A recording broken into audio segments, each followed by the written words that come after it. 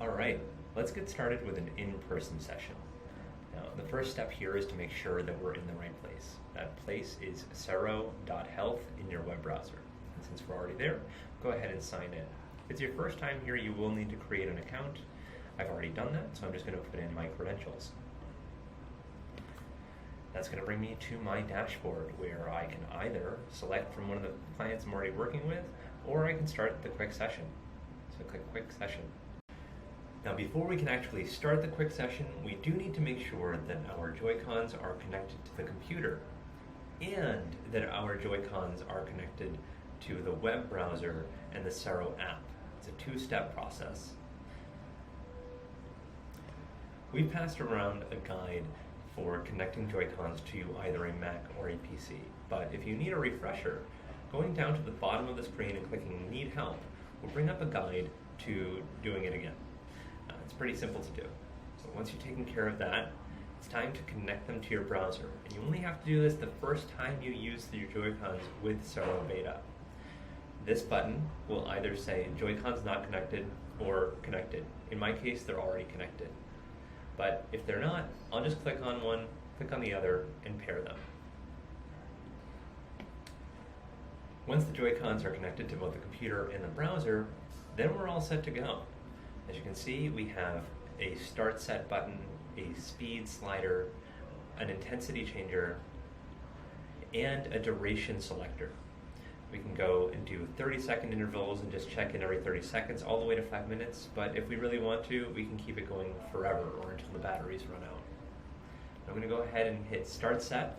My Joy-Cons have started vibrating, and as you can see in the upper right-hand corner, the Joy-Cons on the screen have indicated which one is active at any time. It matches the rate that the Joy-Cons are actually vibrating. But we can slide up, go right up to a processing speed, which is very, very quick. We can change the intensity to high, and then we can bring it right back down to a grounding speed, and we can make the intensity really low. If we need to, we can pause the set, and now we'll iterate the number of sets up. Always keep track of the reps, and we'll know how long we've been practicing for. And then we'll start again, and now we'll reset the reps and iterate the sets. Once we're done, I go ahead and hit end session, and I'm back at the dashboard. Alright, so doing a remote session is a little bit different from an in-person session. And as you can see, I have two windows open.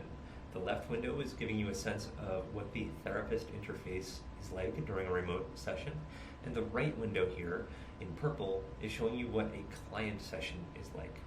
Now, both the client and the therapist are now logged in, and as you can see, the dashboard for the client is a little bit more sparse than the therapist one. Basically, you have the option of waiting for your therapist.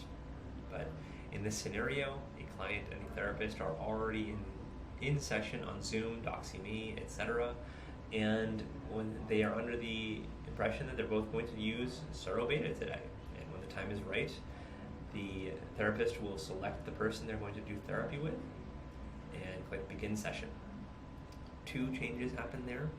The first one is that the button wait for therapist now becomes joins session on the client side, and on the left side, on the therapist interface, they now have the Joy-Con remote interface.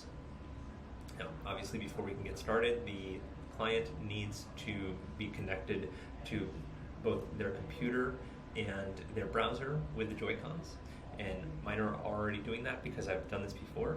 But if for whatever reason the client needs a refresher, you can always go down to Need Help, and tutorials and troubleshooting will come up to make sure that the client is all set. But on the therapist side, we have the same interface that we had before for the in-person sessions. And so we can set the speed, set the intensity, and go ahead and start the set. And on both sides, you can now see that the Joy-Cons are going back and forth visually to give you a sense of what the speed is. And we can go ahead, as before, and crank it up, and you will get a sense of how quickly those are going. And we can bring it back down to a more grounding speed, change the intensity, and the same things happen. browsing happens very quickly, and we'll iterate your sets. And when we're all done, we can go ahead and hit end session, and that will end it for everyone so that no one stays around and does any funny business on the client side. Now, doing a solo session as a client is pretty easy. I'm logged in and I'm at my dashboard, and there's no therapist that's waiting for me. But I have a second button here that says Start a Solo Session. So as before, the Joy-Cons need to be connected to both the computer and the browser, but they should connect automatically after this has happened for the first time. And as you can see, there are not that many options for speed. We keep this at a resourcing level. Intensity is there, but none of the other additional controls. But a client can go ahead and start, perform some grounding exercises, and then when they're done, hit stop and end the solo session.